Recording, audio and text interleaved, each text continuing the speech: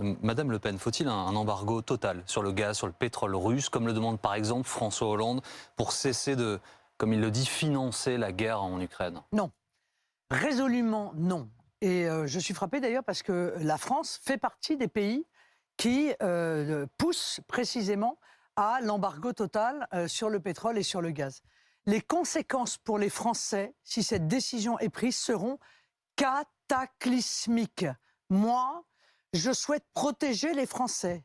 Et je ne veux pas sacrifier les Français, l'économie, leur emploi, leur pouvoir d'achat, avec des décisions que je considère comme irresponsables. Moi, je vous ai apporté le graphique de l'évolution du prix du gaz. Hein, parce que ça, c'est quand même extrêmement important.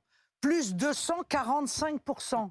Or, je rappelle à ceux qui nous écoutent que pour l'instant, le prix est bloqué. Et qu'à partir de juillet 2023, il n'y aura plus de prix réglementé. Ça veut dire que ça, vous pourrez multiplier probablement par 2 ou par 3 si jamais on fait un embargo sur le gaz et que les conséquences vont être terrifiantes. On n'a pas d'alternative. Nous, c'est 17 à 20%. Alors, nous ne sommes pas le pays européen le plus exposé au gaz et au pétrole russe. Non, mais c'est cher monsieur, bien sûr. Le problème, c'est que le prix est évalué de manière globale en Europe. C'est ça le problème, et notamment le prix de l'électricité. Sur le gaz russe. Le prix de l'électricité dépend du prix du gaz.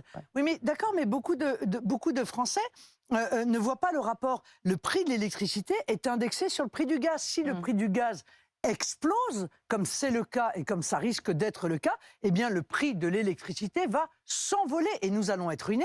Déjà, des entreprises sont obligées de fermer à cause du prix du gaz. Moi, j'ai rencontré des chefs d'entreprise qui sont actuellement en train de dire « je vais fermer parce que mon activité nécessite beaucoup de gaz et en l'état, je ne peux plus faire face au prix du gaz ».